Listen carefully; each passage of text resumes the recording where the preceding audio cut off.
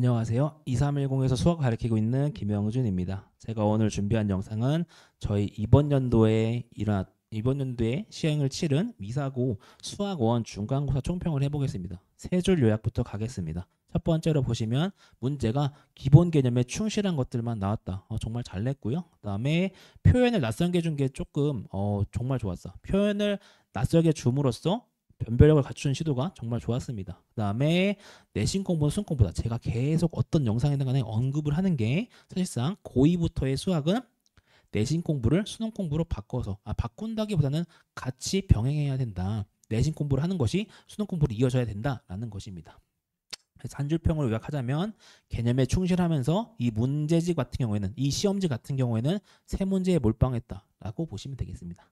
이제 분석을 해볼 건데 첫 페이지예요. 첫 페이지 보시면 1, 2, 3, 4, 5, 6 같은 경우는 기본적인 정의를 묻거나 아니면 코사인과 사인의 관계를 묻거나 5번 같은 경우에는 조금 낚일 수 있겠죠. 만약 여기서 모든 양의 실수 A의 곱씨 아니라 그냥 A 값을 구하는데 조건을 달아줬다면 좀 더 쉬웠을 텐데 이거 같은 경우에는 모든 양의 실수 A라고 했으니 값이 두 가지 이상 있겠군 이라고 생각했을 것 같아요. 왜냐면 A가 0보다 큰 건 당연하지만 0과 1 사이일 때랑 아니면 1보다 작을 때 0과 1 사이일 때 그리고 1보다 클 때 두 가지 케이스로 나눠서 분류를 해야겠죠. 그래서 기본 개념인데 아마 어설프게 한 친구들은 조금 당황했지 않았나 라고 생각했고요. 그 다음에 7, 8, 90 같은 경우에는 이제 7번 같은 경우에는 저거 그래프를 평행 이동하거나 대칭 이동해서 포기할 수 없는 거. 그러니까 같아질 수 없는 것을 요구하고 있어요. 당연히 역함수 개념을 써야겠죠. 지수로 표현돼 있다면. 그래서 평행 이동, 대칭 이동을 너가 이해하고 있니? 라고 묻는 문항이고 그다음에 다음 문항은 8번 문항인데 자연수라는 말이 나왔죠. 당연히 뭐 해야 됩니까? 대입한 다음에 관찰해 보자는 것이 가장 원초적인 사고가 되겠고 9번 같은 경우에는 만족하는 모든 실수의 범위가 다한 것 같아요. 그래서 부등식을 줘줬으니까 그냥 지수 부등식 풀어주면 되겠다라는 기본적인 유형 문항이 되겠고 10번 같은 경우에는 원이 나왔어요. 원 좀 특이했어요. 원이 나왔고 직선이 만나는 두 점을 A, B를 합니다. 점 0,3 루트 2를 포함하는 호 A, B와 선분 A, B로 둘러싸인 부분의 넓이 당연히 그려보면서 감을 잡아봐야겠죠. 그래서 요 문항 같은 경우에는 그게 어렵지 않다. 근데 0,3 루트 2가 당연히 여기서 대입을 해보는 게 정상이에요. 그래서 원 안에 속하는지 원 밖에 있는지를 판단하는 건 정말 중요합니다. 그래서 보시면 알겠지만 이제 11번 보시면 로그 3의 2가 A래. 근데 로그 12의 18을 A에 대한 식으로 나타나래. 그럼 너무 쉽잖아요. 그냥 표현만 바꿔주면 되니까 많이 했던 것일 테고 그다음에 17번 같은 경우에는 아무래도 이 페이지가 조금 어렵지 않았을까? 왜냐면 17번 같은 경우에는 절대값 쉬운 함수에 1을 더한 것인데 최대값과 최소값이 나와 있어. 근데 0부터 파이까지 나와 있다 이거야. 0부터 파이까지는 그래프를 그려볼 수 있겠죠. 그래서 그래프를 또 절대값 그래프인데 삼각함수 절대값 그래프 그릴 줄 알아? 거기에 평행이동 할 줄 아니? 라고 묻는 문항이 되겠고 그다음에 13호 같은 경우에는 표현을 재밌게 줬어요. F 인버스 X 이렇게 줬단 말이에요. 그래서 너 이거를 제대로 해석할 수 있니? 그림을 보고 너가 이 문항을 떠올릴 수 있니? 이건 로그 분홍식 문제다라는 것이겠고 그다음에 넘겨보시면 14번 14번 같은 경우에는 계산해주면 되겠죠. 코사인 제곱 더하기 사인 제곱은 1이다라는 절대 진리를 사용해서 해주면 되겠고 그다음에 인상 깊었던 문항은 아무래도 요 문항입니다. 요 15번 문항. 여기서 많이 좀 틀리지 않았을까? 방지턱 같은 역할이라기보다는 약간 지뢰 문제 같아요. 잘 풀리다가 여기까지 잘 풀리다가 15번에서 갑자기 막히는 그런 스탠스가 되겠고 16번 같은 경우에는 각변화는 많이 나왔던 요소죠. 연습을 많이 했다면 충분히 맞출 수 있겠고요. 그다음에 17번 같은 경우에는 조건이 특이해요. 모든 개수가 유리수인 1차 다항식. 1차식인데 개수가 유리수구나 라는 거 알면서 가번 조건과 나번식을 적절히 연립해서 풀어주는데 최종적으로 묻는 게 방정식인데 로그 방정식이죠. 당연히 진수가 같다라고 돌려야 되니까 요 4를 당연히 요 진수 안에 넣을 겁니다. 하는 게 조금 편하지 않았을까? 해서 문제를 풀 수 있는데 다시 한번 저 15번 문항을 보시면 이렇게 생겼어요. 이렇게 생겼는데 양의 실수 K에 대하여 fx가 다음과 같이 되어 있는데 GK라 하자. GK는 당연히 금방 구할 수 있어요. K분의 X니까 나와 있으니까. 그래서 HK는 다음과 같은 함수입니다. F의 G 4분의 K를 합성했대. 그럼 봤을 때 GK를 구했으니까 K 대신 4분의 K를 그냥 넣으면 되는 거야. 그래서 구할 수 있고 코사인 6분의 GK 플러스 4분의 파인데 당연히 얘도 각변환이지 않을까라기보다는 GK를 넣어봤을 때 어떻게 생겼을까가 먼저 궁금해야 돼요. 그 다음에 함수 HK가 요 HK라는 함수가 최대값을 가진대.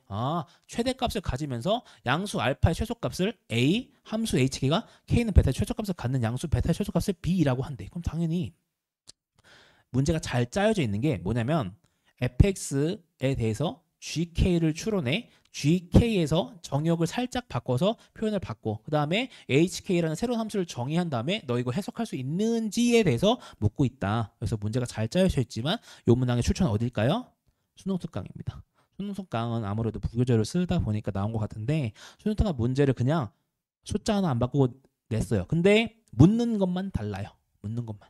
그래서 미리 경험을 해봤다면 아마 조금 시간을 줄이지 않았을까? 라는 문항이 되겠고 그 다음에 18번, 19번 같은 경우에는 아무래도 조금 어렵습니다. 특히 18번 같은 경우에는 여기 보시면 항상 이건 팁인데 지수 함수와 로그 함수가 등장했죠. 그럼 뭐부터 봐야 될까라고 하면은 밑이 같은지부터 봐야 되는 거예요. 밑이 같은지 보면은 지금 2로 똑같죠? 2로 똑같고 그다음에 여기 똑같이 로그 2x니까 2로 똑같아. 그럼 당연히 두 함수는 포개어질 수 있겠다. 적당히 대칭 이동과 평행 이동을 섞어내면은 두 함수는 포개해줄 수 있겠구나라고 생각을 해주면서 두 함수를 그려보고 저는 시작을 할 것 같아요. 특히 만나는 정사각형, 그냥 사각형이 아니에요. 정사각형의 개수를 구하고 있으니 조건에 맞게끔 한번 구상을 해보면서 격자에 한번 찍어보고 문제를 푸는 문항이 될 것 같아요. 아무래도 제일 어렵지 않았을까라는 문항이 되겠고 그래서 배점도 높고요.